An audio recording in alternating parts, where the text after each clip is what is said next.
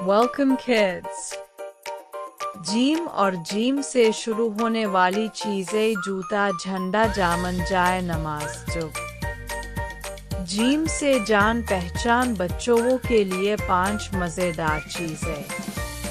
अस्सलाम अलैकुम बच्चों, आज हम सीखेंगे जीम से बहुत सारी नई चीजें।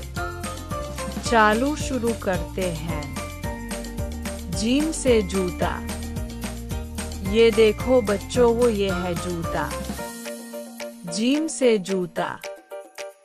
इसे पहनकर हम चलते फिरते हैं और कभी कभी भागकर उम्मी के पास छप भी जाते हैं। जीम से झंडा।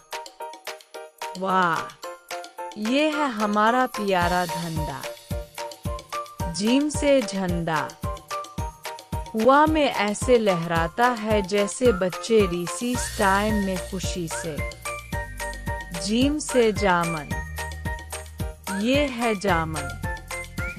जीम से जामन। गहरे जामनी रंग के खट्टे मीठे और जुबान भी जामनी कर देते हैं। जीम से जाए नमाज। ये देखो, ये है जाए नमाज। जीम से जाए नमाज। इसी पर हम प्यार से नमाज पढ़ते हैं, बिल्कुल सुकून से। जीम से जाग। ये है जाग। जीम से जाग। इसमें पानी, जूस और कभी कभी अबू के हाथ का दूध पत्ती भी। बच्चों, आज हमने जीम से जूता, झंडा, जामन, जाए नमाज और जाग सीखा।